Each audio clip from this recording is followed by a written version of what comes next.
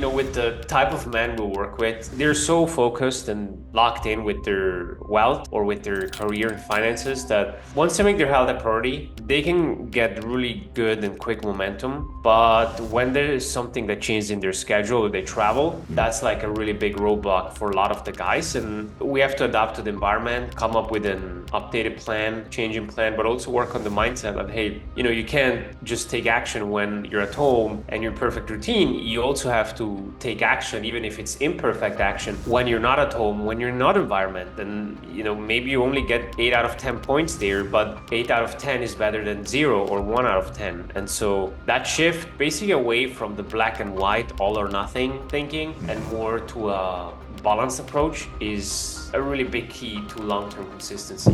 This week, I interviewed founder of Six Pack CEO Mauro Stara.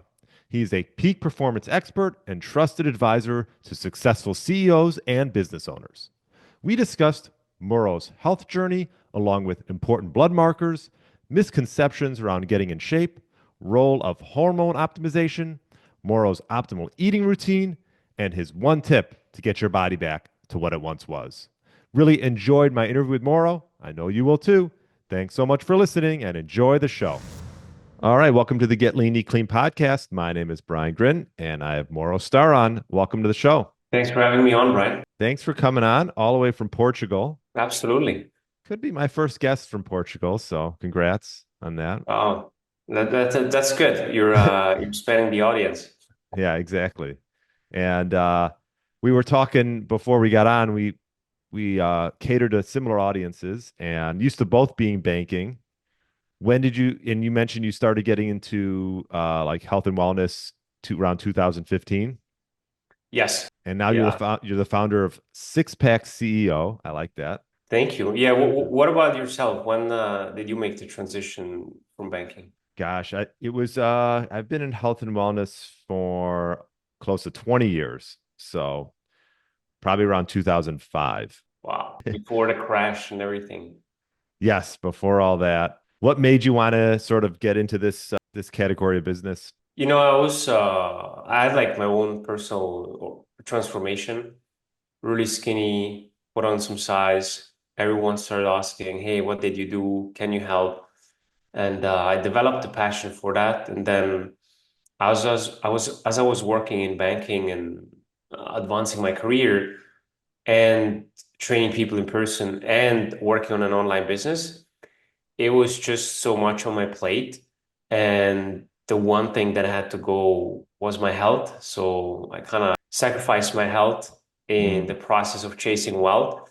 And I eventually burned myself out, had issues with my heart. And, when I was at the office with the cardiologist, I knew, hey, I gotta, shift something here and fix it. And that's where, or as I fixed it, I saw the opportunity. Hey, I can lead men that were just like me who put all their focus and attention into their and resource into their finances and kind of let their health slip.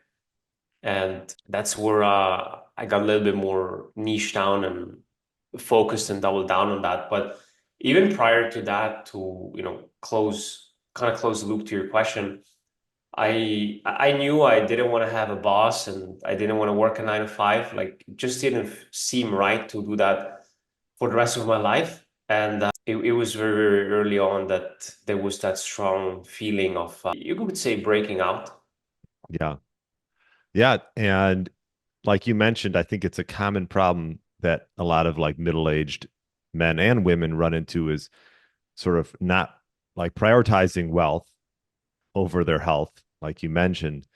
And before they know it, 20 years later, and they're dealing with, you know, health issues, maybe, like visceral fat around their waist or whatever the issue is. But it's good that you sort of were aware of it early on and got ahead of it, because a lot of times people wait and they wait until they maybe get like a health scare. Yeah, so many people are reactive rather than proactive. In my case, it was unfortunately also reactive to that degree. I mean, initially it was like more vanity, but then it was definitely reactive to a health related issue.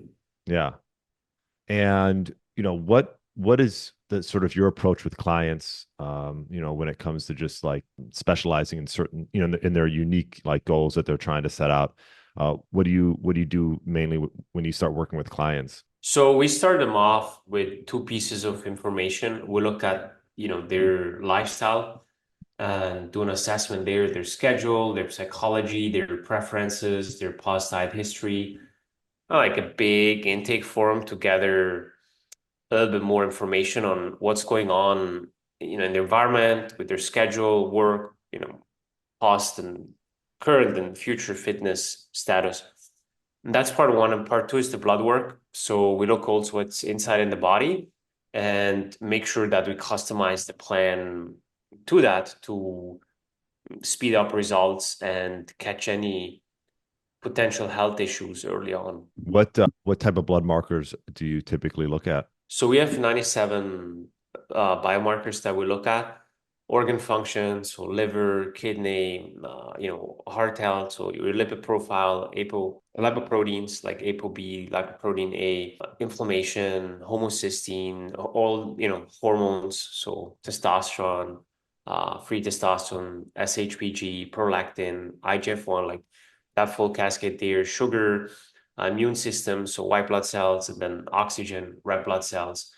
And that gives us just a snapshot on what's going on in, someone's life. And hey, do they need to eat a little bit more of these foods or a little bit less of these foods? Is there, a real threat where they have maybe extreme high sugar, pre-diabetic, type 2 diabetic, or, is there like a genetic marker or lifestyle related risk with their heart health that they may need to speak with a cardiologist, or do they have an autoimmune issue, whatever that may be, to kind of go beyond just fat loss. And do you work with by yourself or do you have a team of people that you utilize? Yeah, I have a team, so it's all in-house. We don't, outsource it. I see a lot of fitness coaches have jumped on the trend of blood work and they just, partner up with a clinic and outsource it, and they blast them on different medications and, even some steroids. But we don't do that. It's all in-house. So there's culture, there's accountability, there's quality control. And I've got a team of 6 people. So not six that do the blood work, but Hmm. 6 in total. Yeah. And what kind of common issues do you run across, and how do you sort of get people, to overcome like some of the mental barriers that might come with trying to, change habits and things like that? Well, with the type of men we work with, as we just touched on from my personal background, they they're so focused and locked in with their wealth or with their career and finances that once they make their health a priority, they can get really good and quick momentum. But when there is something that changes in their schedule or they travel, Mm. that's like a really big roadblock for a lot of the guys. And, you know, we have to adapt to the environment, come up with an updated plan, a changing plan, but also work on the mindset that, hey, you can't just take action when you're at home and your perfect routine. You also have to take action, even if it's imperfect action, when you're not at home, when you're not environment. And, maybe you only get 8 out of 10 points there, but 8 out of 10 is better than 0 or 1 out of 10. And so that shift basically away from the black and white, all or nothing thinking, and Hmm. more to a balanced approach is a really big key to long-term consistency. Yeah. I don't travel a lot, but I gotta imagine people that do staying on like staying in their habits and staying on task is probably very difficult because a lot of times they're going out for dinners and things like that, and it's sort of obviously putting a damper on trying to reach their health goals. But like you said, doing something is better than doing nothing. Exactly. Any amount is better than no amount. Yeah. Once you adopt that mindset, it can be very, very powerful. Yeah. And what would you say like some of the misconceptions are about achieving sort of this peak physical fitness that's sort of out there? Because there's quite a bit of things out there now with social media. What are some of the misconceptions that you run across? I mean, there's so many, but I would say the biggest ones, at least for the guys that I work with, is they think, especially the ex-athletes, they think, oh, for me to get in elite shape, I need to spend 5, 6, 7 days a week at the gym, work out 2 hours at the day. That is a big one. It's not true. Mm, We can dive more or deeper into that. The other one is I have to starve myself. I have to eat like super low carb, very low calories to, get a six pack or get shredded. And so many times that's not the case, right? right. So, and maybe you have to starve yourself. You want to go like from 10 to 8% body fat, and that just, less than a month, depending from person to person, then you're out of that zone if that's like the goal of someone. But 99% of the cases, it's really not necessary. Yeah, let's dive a little bit into that, as far as over exercising and under eating, right? I think those are pretty much the two things you brought up.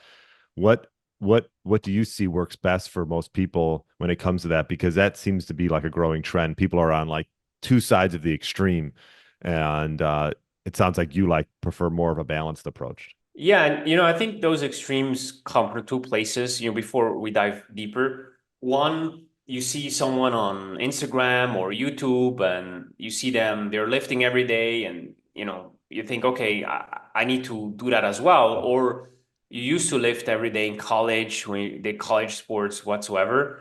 But people forget one, at 40, your body's not anymore like at 20, and your lifestyle has changed. You have more stress, kids, career, family, right? There's less sleep and less quality sleep. And two, a lot of these guys on YouTube or Instagram, they're just blasting a lot of steroids. Mm, People don't want to hear that. It's like, no, I think he's natty. They're not, right? It's so many times. And that's fine if they admit it, right? But if you say, oh, I do this and you can do this too, but you leave out a piece of very important information, then right. it's not so fair. The other one is a lot of people, and I'm sure you've seen this as well, still have the traditional thoughts or belief that for them to see results, they need to see a trainer face to face at the gym. And I'm not against that. It can be useful if you need to work on form or technique in a certain way. But the issue with that is the trainer at the gym or a PT gets paid more the more you show up and train. So if I think the best plan for Brian is working out twice a week or 3 times a week, but I make more money if you show up 5 days a week at the gym, I cannot be an independent advisor. So that is a really big issue. And I believe that overtraining philosophy comes part of it from, or the main one comes from those two things. But if we go, deeper into the how and the details, so the one big philosophy that we hold in our company is during the fat loss phase is appetite management. Because if you're hungry, right, you cannot stick to the deficit and you're gonna overeat. It's that simple. You may have like crazy amount of willpower, but that's like holding your breath on the water. Eventually, you have to get up and get air. Mm, And the longer you've been down, the more, you're going to take that air and the more you're going to fall off track and binge. So the key is making sure that we regulate your appetite, that you're not hungry. And if you work out more than 4 days a week, you're going to jack up your appetite, especially if you hit the gym like 2 hours. You're going to be so hungry. I was just like, 1.5 weeks ago, I was swimming in an indoor pool with some friends, and we did a race, one versus one, and like a little competition among guys. And that was just 5 minutes. I was so hungry, like all day long, just from those 5 minutes of intensive swimming. mm. And that's why I'm usually against like sprinting, running, swimming during the cut, because that will just jack up your appetite. And if you overtrain, one, you're not going to recover in the deficit. But number two, you're just going to be hungry, and you may stick to that deficit with a lot of discipline, great. But eventually you hit a wall, and when you hit a wall, what do? Well, you need to increase the deficit so you can either walk more, maybe do a diet break, and then go back to cutting, or you cut calories. But what is the issue? Well, if someone is 6 days a week at the gym and you cut them calories, it's like, oh, I feel tired, I'm exhausted. Of course, right? Because now your input and output don't match each other. So what they do is like, oh no, I'm training that much, I need to eat more. And then they never get leaner and they just stay chubby or soft. rather than get lean and ripped. And it's like, no, you have to dial back that volume and that intensity and maybe in the frequency. Once you're done with the cut, let's see how much your body can handle. But I believe that 99% of people, like pro bodybuilders and so on excluded, well, they would probably make the 1% anyways. They don't need to be more than 4 days a week at the gym. Even 3 days a week is enough for a lot of people. Yeah, so sort of balancing the physical output with making sure that you're getting adequate calories, but not overdoing the workouts to the point where you feel like you're like have to overconsume. Yeah, and it's also like the justification where it's like, oh, I'm training so hard and I'm sweating and I'm hungry. That's a sign I can eat a lot, but it's no, you you didn't burn that many calories that you can eat an extra 1,000 for those workout days. It's not gonna work. Yeah. How do you sort of balance, you have people come from all different camps. There's some people who are big in calories and who are a calories in, calories out group, or, like more of a whole foods approach, or, like you mentioned earlier, even like a low carb approach. Like where do you sort of land in that? We customize it to each client based on their lab results, but also on the preferences. Like, if the labs show indication like, hey, they will benefit a little bit more higher carb, they feel so good with moderate carbs or lower carbs, not going to fight them against it, especially if they see results, right? Because ultimately adherence is the name of the game. Mm-hmm. But I don't have any preference or anything against. I just see it as tools. I believe anyone that buys into something, they for them it's just like a religion, like a cult. It's like, oh, now it's carnivore and only carnivore works. And if you eat carbs, like you're gonna die. And then it was keto and vegan. It's like these are all tools, right? Maybe we're gonna use carnivore diet to as an elimination diet because someone has massive autoimmune issues and gut health issues. Or maybe someone is like type 2 diabetic and they will benefit from a very low carb, potentially keto diet for like a few months. Or someone has been massively under eating, then they will benefit from a diet that's a little bit more high in carbs, has a little bit more starches and fruits. And so it really depends from person to person. And I believe there needs to be a match between, your labs, but also your preferences. Optimally is if they both meet right where they should be. It's like, oh, I love eating this way, and my labs show that. But usually it's not always the case. It's like, so we gotta meet a little bit in the middle. You can't really continue, blasting 400 grams of carbs a day, and you're type 2 diabetic. That will just cause some issues. Yeah, no, I love how you sort of take it by individual, because a lot of times, people, you hear carnivore and then they just think that's like the best thing, but it might not be the best thing for them.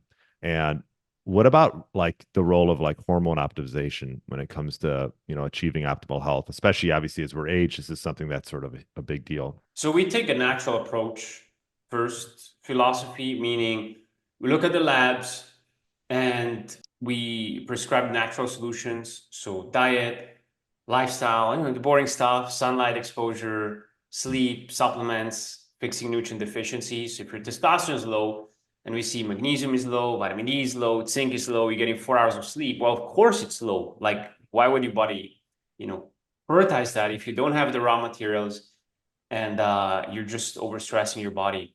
So fix that. And if all of that didn't move the needle, then and they have the symptoms of low T, because just the number, like, I don't believe anyone should treat a number, but rather the person, the patient. Yeah. But let's say testosterone stays low, even though they do all of that, which very rare is the case.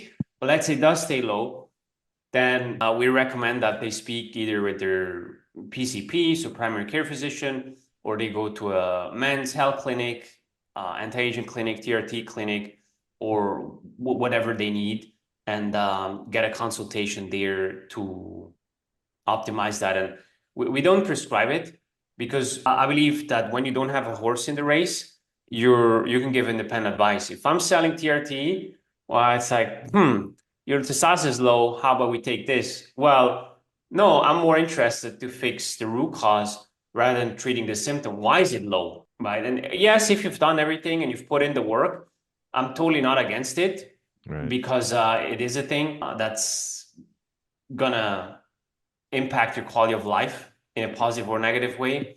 Or if someone has a very slow thyroid and you look at again what is going on there and why is it so slow and downregulated, and you address it and all the lifestyle factors, supplements, nutrient deficiencies did not help, then it will make sense to look at a thyroid medication there as well, right?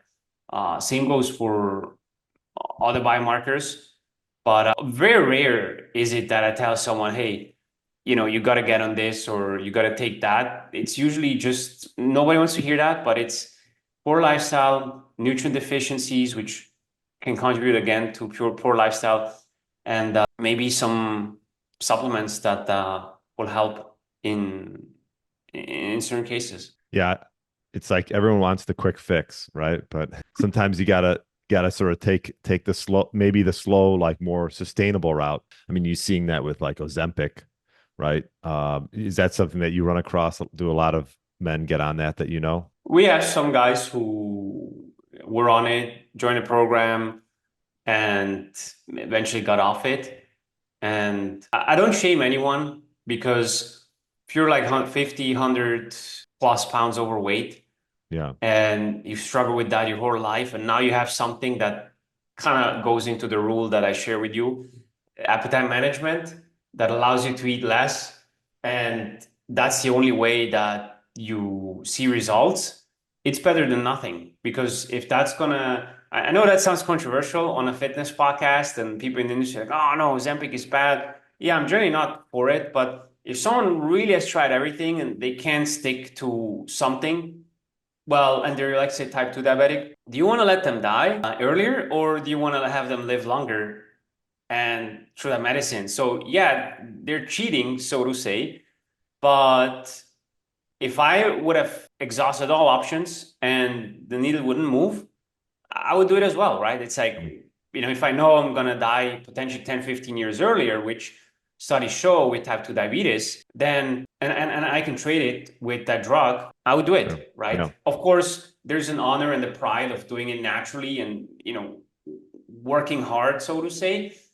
But if you've done all of that and you've really hired trainers, hired coaches, done programs, and nothing sticks for whatever reason, right? Then I think it's better than just staying the way you are, right? So I would put it above doing nothing, but yeah.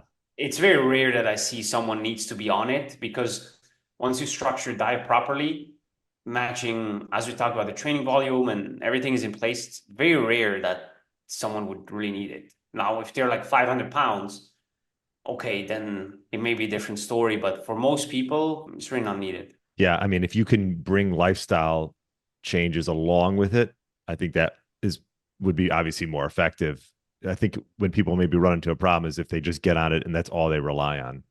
What kind of success stories have you had? Anything that stands out that you would like to share with the audience? So there's like two that always come to my mind, but one of them was a father or is a father, in the 40s, very successful business owner, has a team, makes multi-seven figures, beautiful wife, two kids. They go to like a park, adventure park. Can't remember what exactly it was. And they stand in line almost an hour. Finally, it's their turn. And they tell him like, dude, stop. Like there's a weight limit. You got to Mm, be under 200 or under 200 pounds. And after all this time, kids standing in line, like it was quite embarrassing. And no amount of money could have bought him access. He could have bought the entire park, but that machine would have still not handled his weight. So it was quite embarrassing for him, for the kids. What a waste of time. So when he reached out, he told me like, "Hey, in a year or less, I want to go back there," and that's exactly what he did. Went back there, sent me pictures. He's like, "Look, I made it. I was there, and it was so beautiful because that story really shows. A lot of times in business, people think that it's all about freedom, and when we think about freedom, we think about financial freedom. But I believe there's also physical freedom. Are you physically free to do whatever you want? If you go on a boat, can you jump into the water without being scared? It's like, oh, when you're at that park, can you do those things? And I'm not saying you need to do extreme things like jumping from a plane, but can you do basic activities that you should be doing for your age with the people you love the most, your Yeah. kids, in many cases? And if the answer is no, then are you truly free? Yeah. Oh, it's a good story there. What was I going to say?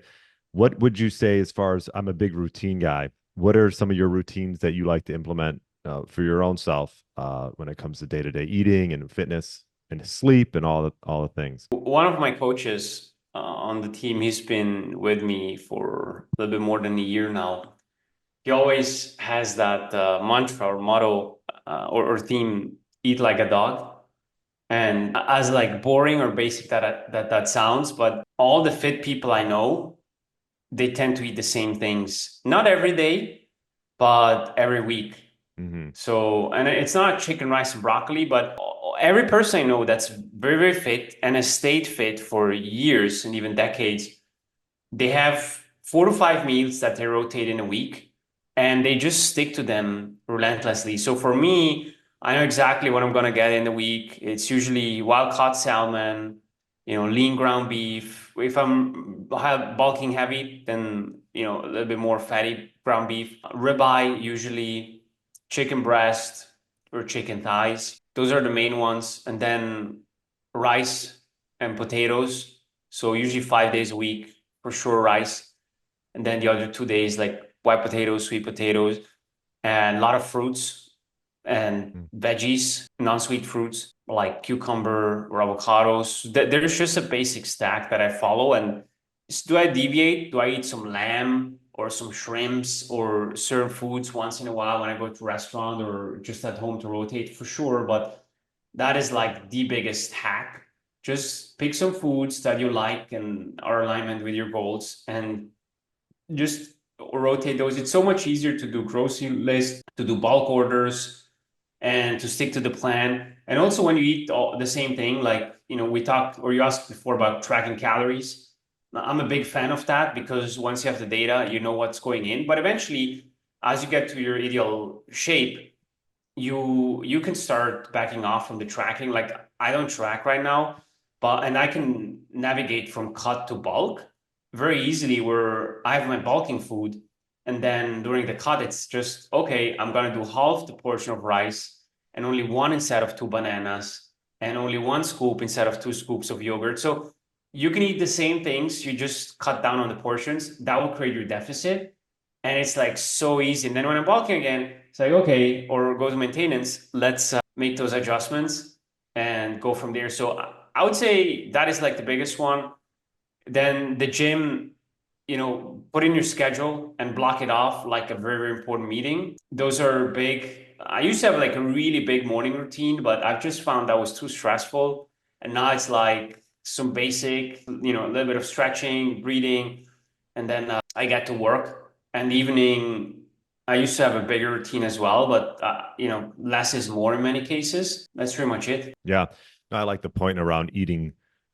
You want to say eating boring or like a lot of the same things. I mean, that's what I find with myself. It's like the same things over and over again. But it's when it's predictable, it's easy, it's sustainable, and getting foods like on a monthly basis. We have like a bunch of frozen proteins that my wife and I will just pull out the night before, so we know exactly what we're eating the next day. And also, like you mentioned, rice is a carbohydrate. I think it's a good one, and I think it's simple and easy to make, and like potatoes are good as well. So, what would you say if you were gonna have like a cheat food? Do you have like a cheat food? Oh yeah, Yeah. I Okay. love sugary sweet. Yeah. I'm a big fan of having fresh sweets. Right. Like homemade. Because if you go to a supermarket, you buy something that's on the shelf and lost 2 years, like there's so many conservants and crap in there that it's almost not worth the trade unless I really like it or it's like a piece of chocolate. But usually just like something fresh where I know, hey, they baked it just yesterday or this morning.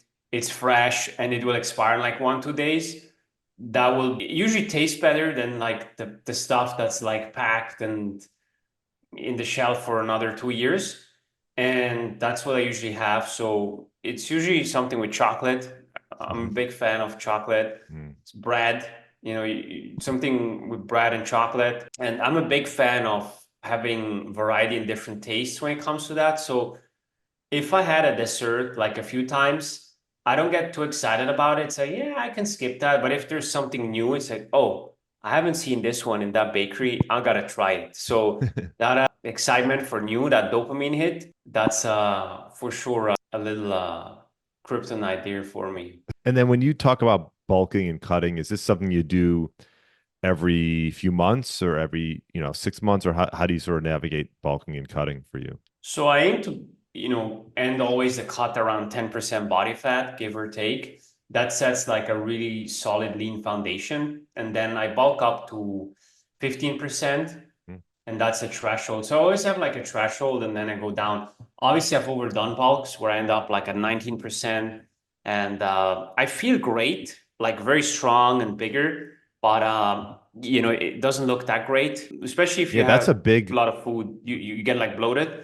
it's a big variance. So, Yeah. but right now I've enjoyed this year being closer to maintenance. Like I've done a little bit of cutting, maintenance, cutting, and I actually enjoy it because the bulking can be quite stressful for me because I have to go like really heavy on calories since my metabolism is very adaptive. So, and I'm just not a fan of eating that much.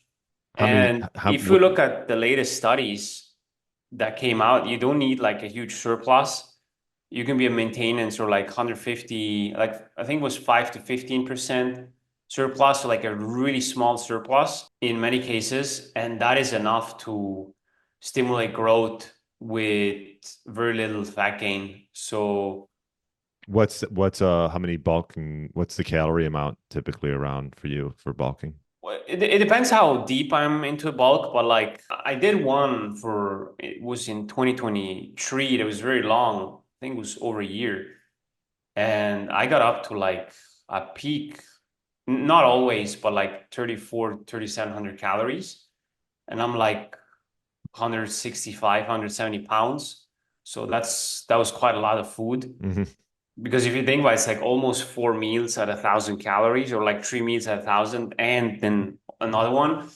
And what I found there is I had to eat more processed food to get to those calories. It was impossible to eat 3,500 calories with veggies and fruits and rice, Hmm. like impossible. So I always went for like very fatty foods. So fatty steak, and chicken thighs, and like just a lot of fat there.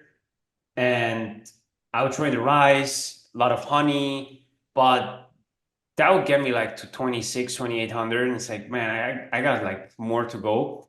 And then it's like, okay, I'm gonna grab like some pizza and so on. And it was Yeah. just looking back, not really worth doing that. I'd rather be a little bit smaller and have like a cleaner diet than having to fill the bulk with a lot of junk food. Yeah, getting up to that amount. What's your typical weight then right now in maintenance?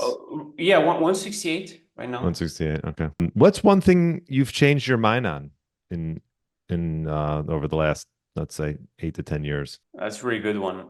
I used to be very against low carb diets, or like something like keto. It's like, that's just a fad and so on. But I found like there's a big group of people, especially those who are like very obese, very overweight, that have a massive issue with self-control around eating, and they just do way better, like way, way better on a low carb diet. Not Mm. necessarily keto. It's very rare that I use that, but it's a powerful tool as well for some people. But yeah, I used to be so against, like, no, you can have like a lot of carbs and you don't need, to go so low. But with the spike in sugar and insulin, those people are just on a roller coaster all day long where they want to snack and they put themselves in a spot to overeat. Where with the low carb diet, their sugar is much more stable, and usually they find it more filling. And so even though many studies show like the outcome is pretty similar, I've not found that to be true in adherence and compliance long term. And it's like there's been like a huge increase in success once I've made that change. Mm. Because as I said, I'm not married to any system. There's new data coming out. We'll just adjust it or take that data into account. So I'm not married like, oh, I'm not a keto coach or a carnivore coach. It's like I'm a coach and these are just tools. But that was a big one that I changed my mind on. I was so against like Yeah. low carb diets, where today they're very favored by many clients who are obese or very overweight. Yeah. Good point. Yeah, I mean, you've seen people go the other way. I've had coaches or individuals come on where they were so gung ho, low carb fasting, and they just like overdid it and realized that carbs are sort of demonized, but they really shouldn't be the ones that get the blame a lot of times. You're right. So you see people go both ways, but yeah, like you said, it's just a tool that can be utilized, and depending on the individual and their habits and things like that. Yeah, absolutely. And at the end of the day, as a coach, you're not in there to prove yourself or your ego. It's whatever works for the client. Like you may not 100% agree with it, but it's like, dude, if that works and they crush it and they stick to it, like don't be, driven by your ego and do what you want to do, but do Right. what you want to do to boost your ego, but do what is best for the client. So I always ask myself that question, and I have it for all our team members. Like, what is the needle mover here, and is that in the best interest of the client? Then if it is, then why wouldn't you do it? Why do you want to do something else where you're like, oh, I've always done like that? So what? For that guy, he may need a little bit of a different approach. Right. Yeah. Well, this is great. Do most of your clients come from Portugal or they come from all over? No, most of our clients are from the US, so like 95%. Okay. Yeah. Got it. And I noticed you have some free downloads and things like that. One of them is regarding micronutrients, right? That can help Yes. boost testosterone levels. Very cool. So we'll put a link in the show notes for that. One final question I asked most of my guests that come on, if you were going to give one tip to someone who's looking to get their body back to what it once was, 10, 15 years ago, what one tip would you give them? It would always depend where someone's starting point is, because for someone, I may give advice that for someone it's way too advanced, but for someone else it's too basic. So what I've found will cover everyone is get your blood work done first. The reason why is I've seen so many guys who thought, oh, I'm just fat, but I'm healthy. No, not for women, right? Really not for women, but for men. They're like, I'm just a little bit fat. I'm healthy. And their compliance, their commitment is like in the middle. And once they saw their blood work, like, wow, like I never thought it would be that bad. And that just was the wake up call they needed. And so the more you raise your commitment, even if you don't have the perfect plan, the more resourceful you become to make it work, whether it's through coaching, through, a course, a program, a plan you write yourself, whatsoever. And the one thing that raises that commitment over and over again is looking at the raw numbers, because you can deny it. It's like, oh, I feel good and, I don't have anything. But when you get blood work done, especially the right type of blood work, and you see the numbers, you can't argue against those. It's like, if your liver is fat, your liver is fat. Like you can't, yeah, but no, like your liver is Yeah. fat. That's it. Point. Good point. Yeah. Measure, and then make adjustments from there, right? Um, Yes. Love it. Where's the best place for people to find you, Mauro? Yeah, you can go on Instagram, just type in my name and you're gonna find me there. Okay. Yeah, we'll put links in the show notes, sixpackceo.com as well, right? Yes. Yes. Okay. Six with letter With the six. letter six, correct. Yeah. All right. Well, thanks for dropping all the knowledge with us today. And appreciate you coming on the podcast. Thank you very much for having me on, Brian. Yeah, have a great day. You too. Thanks for listening to the Get Lean, Eat Clean podcast. I understand there are millions of other podcasts out there, and you've chosen to listen to mine, and I appreciate that. Check out the show notes at briangryn.com for everything that was mentioned in this episode. Feel free to subscribe to the podcast and share it with a friend or family member that's looking to get their body back to what it once was. Thanks again, and have a great day.